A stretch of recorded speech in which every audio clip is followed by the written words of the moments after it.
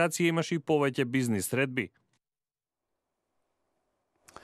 Еве да продолжиме со таму каде што колегата застана, односно таму каде што Заев и Бористов почнаа да изанализираме господин Муслиу една интензивна дипломатска активност со две соседни држави со кои што треба да имаме добрососедски односи како предуслов за членство во НАТО и Европската унија, но две држави со кои што имаме обременети идентитетски прашања кои што со децении не се решени.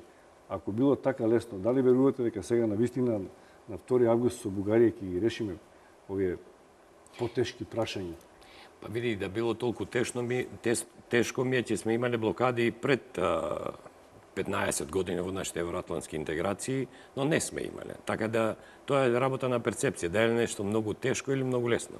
Кога се има позитивна волја, работите секогаш се полесни. Објективно е дека во нашите евроатлантски партнери има добра волја и добра енергија, што би се рекол, добри вибрации за некои проблеми да се надминат и да се одблокираат нашите евроатлантски интеграции и мислам дека е добро што имаме една поинтензивна работа на владата во надворешната политика за тој моментум да се искористи и за внатрешен бенефит. Така да верувам дека работите не се толку невозможни, но кај нас минатите години се воздигна на ниво кое лично го задираше граѓанин. И секое лично задирање е емоционално и нормално е дека имаме негативни реакции. Мислам дека со поконструктивен пристап кон овие прашања, мислам дека со оттргнување на некои државнички прашања од дневно-политичките препирки, мислам дека шансите се реални да нашите евроатлантски процеси се одблокираат. И второ, да не изумиме. Значи, кон Република Бугарија има една стигматизација која ние ја наследивме и од бивша Југославија. И во Македонија не се сработи доволно за тие односи да се затоплат. Во крајна линија не ова Република Бугарија од 90-те години или членката на Варшавскиот пакт. Нашиот источен сосед е членка на Европската унија, членка на НАТО и наш стратешки партнер. Но не се откажуваат и тие лесно од некои стари придобивки од минатото, особено историјата и јазикот. Апсолутно, но ние не можеме во нашата надворешна политика да се ориентираме кон ставови на некои помали групи, на некои поекстремни групи. Исти такви групи секако ми е дека имаме и тука, можеби не се вокални, но тие не се дел од стварањето на државната политика.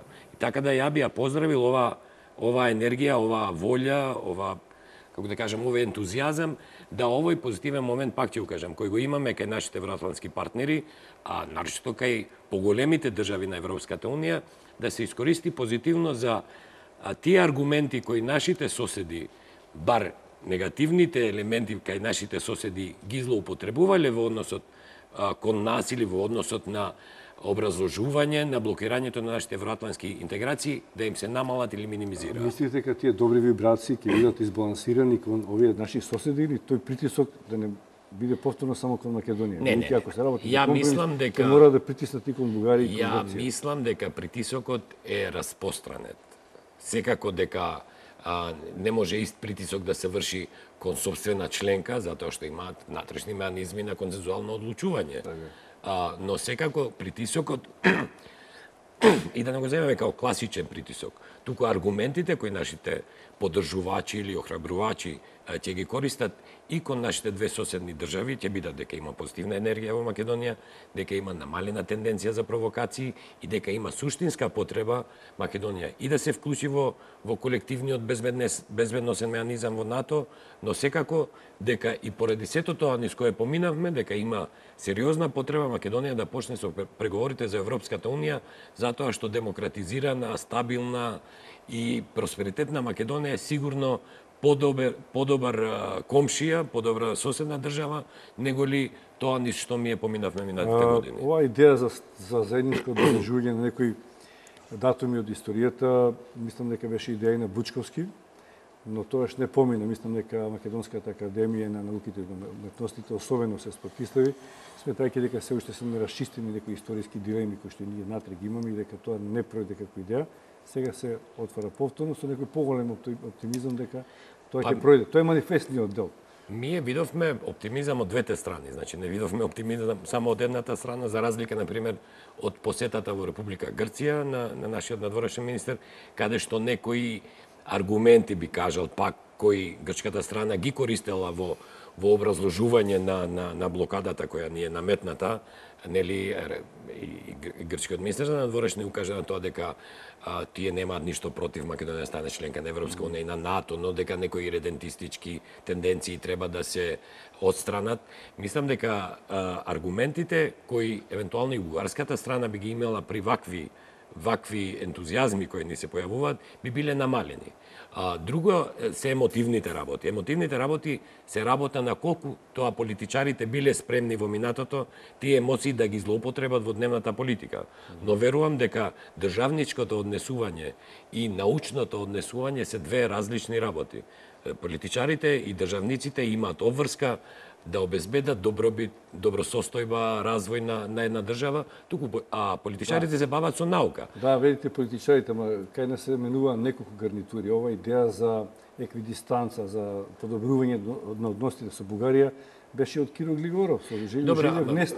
Значи, пак во деталите, сега вела имале мали детали. Дјаволот е во деталите. И во една Ниедно од постојните влади не се потпише тој договор, останува на декларација во времето на Јупче Георгиевски. И треба да видиме суштината. Нам никогаш ни еден документ конкретен не ни се прикажал као општество, а секогаш сме влегувале во шпекулации што добиваме, што губиме. Ако они сакаат тоа транспарентно да го направат, ние тоа треба и да го видиме. Не верувам ја дека некој може конспиративно да влезе во целиот процес, а е свесен за политичката реалност во која живееме. Ја и на една друга емисија сум коментирал за еквидистанцата. Еквидистанцата можеби беше добра во периодот од 1992-3, но еквидистанцата не е апсолутно правило кога вие сакате да станете членка на Европската унија, сакате да станете членка на НАТО и во комшилукот имате земји членки на овие две големи групации и имате земји кои не се членки на овие две групации.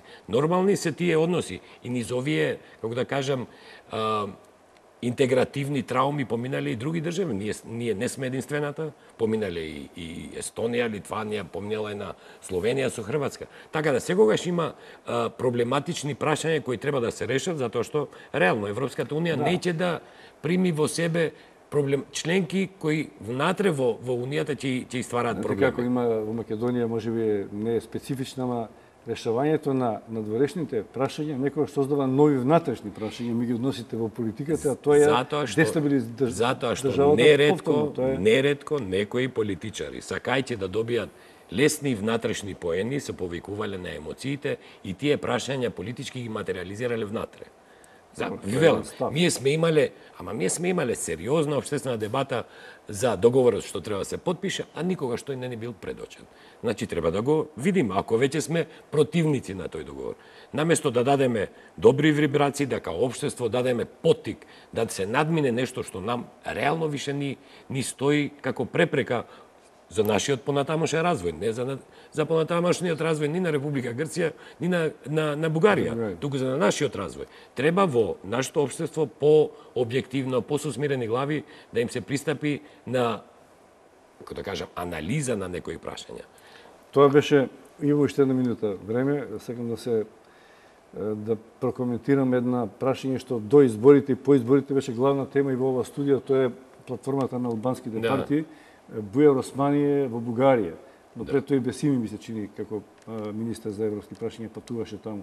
Дали тоа на некој начин исто така едно вклучување на целата политичка гарнитура во овие прашања што ги задираат барем еден дел од иако кај нас многу негативно се коментираше и посетата на Али Ахмети на Република Грција.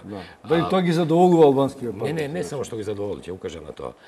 Второ, не кај нас доволно се промовираше, например, работата на албанскиот, условно речено, амбасадор во Република Бугарија, кој без некој, како да кажам, лимити или без некоја резерва пристапи кон соработката со македонците во Република Бугарија. Тоа кај нас не се експлорираше, туку кај нас има негативен пристап, албанците ќе се вклучат и негативно ќе влијаат врз процесот.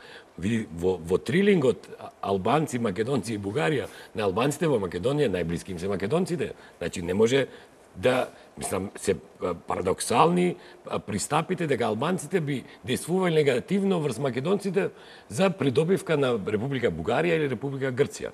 тука присуството на албанците можеби го ја намалува тензијата, можеби пообјективно може да им се пристапи на решавање на некои проблеми. Но на нивното вклучување негативно се гледа, мислам дека е или ситна дневно-политичка придобивка, или е малтене смешно. Ние имавме исто такви негативни реакции, например, кои имавме посета на албански политичари, дури и владини високи функционери на Република Грција. Зошто? Секое помагање на процес. А од друга страна, бараме... Само сега да прашам. Посетите и средбите се дел од работата на политичарите. Мене ми е прашањето суштинско. Тоа се ги имало средби и лјадници, и албанци, македонци, бугари, грци, и секој се искажувало добра воља. Значи, му изјавите на грчките министри за надворешни, македонски, секој се покажува, да, ние сакаме Македонија да биде член. Бугарите исто така. Но кога ќе се дојдело до решавање на некои спорни прашања што ги обременувале, не е доаѓало до разрешници. Сакам да ти да не биде и сега така. Сакам значи, да ти укажам дека кај нас сите тие добри вибрации кои биле на почетокот, тие се рушеа со домашната дневна политика, разбирате. Сите овие години, децении, не мислите на последна Македонија? Не, ама види сега, ние сме имале... Премиер имавме еден клуб. Сега да укажам дека ние, и тоа е општо познато, дека ние во екот на конфликтот во Македонија подпишавме договор за асоциација и стабилизација, која слободно Грција можеше да го блокира и Бугарија, и било која друга членка на Европската унија. Ние добивме кандидатски статус без некоја голема галама, нито од Грција, нито од Република Бугарија. И нашите евроатлантски интеграции се движеа. Ние, можеби од наивност, од незнаење, од преголем ентузијазам, ние им дадовме материјал кој грците го користеа као аргумент во 2008 и нарочно после тоа, за да може да не ги блокираат процесите. Знаете, дека има големи противници на ваквите ставови, дека мислат дека тоа е премногу проевропски и дека ние стално ја виткаме кичме до странските влијанија. Друго збор, сега мислам да не одиме во детали, но ја не ја гледам општествената придобивка, например, од именување на автопатишта и на аеродроми или обременување на односите на двете држави со прашања од кои нашето општество нема придобивка. Нашиот аеродром во Скопје не беше добар, се додека ТАВ не го превзеде и го реконструира. А менувањето на името на аеродромот нешто го подобри животот на граѓаните во Македонија. Вие кога знаете дека имате проблематични прашања и кога знаете дека другата страна исто така треба да ве гласа, тогаш се трудите, бар во тој период, додека вие не станете полноправна членка на НАТО и на Европска унија, тие прашања ги минимизирате и на другата страна не и давате материјал да вас ве напаѓа или да го прави тоа што вам не ви одговара. Мислам, сега, тоа е суштината. Значи, ние добивме кандидатски статус со Европската унија во период кога ние имавме релативно предност во надворешната политика во однос на нашиот... Кажете, ако сме можеле тогаш, можеме уште повеќе сега. Но моментот кога добивме кандидатски статус, грчката дипломатија се чувствуваше, како да кажам, некомотно во меѓународните односи, затоа што промовираше едно прашање кое е абсурдно, затоа што нивниот пристап кон ова прашање е абсурден, но нивната... Тие боледуваат од исти внатрешно политички болести како и ние. Точно. Сознадуваат клима меѓу своите граѓани да не може да ги решат. И ја злоупотребува, им требаше за избори, за изборен циклус и ја злоупотребува. Мислам дека и на грчката страна и се укажува, и ќе и се укаже од поголемите, посилните членки на Европската унија и на НАТО, дека времето за ситни провокации кои реално имаат негативни ефекти кон нивните соседи е поминато и да не заборавиме. Вие мислите дека ќе бидеме членка по НАТО под референцата? Ја мислам дека се реални шансите да ние бидеме членка на НАТО и под референцата бар да се почне процесот, ако ништо друго да се почне процесот на ратификација. Иако Грција вика дека ние тоа нема да дозволиме. Па сега, во Балканот многу држави, многу нешта рекле, па порекле. Ако нашата дипломатија продолжи со овој интензитет и им даде доволно материјал на нашите поддржувачи, на страните кои го олеснуваат целиот процес, мислам дека аргументите кои Грција ги користи, а гледаме дека и Република Бугарија прилично ретерирала, да ја забравиме, пред неколку години имавме зближување, чудо, на Бугарија и Грција во однос на Македонија.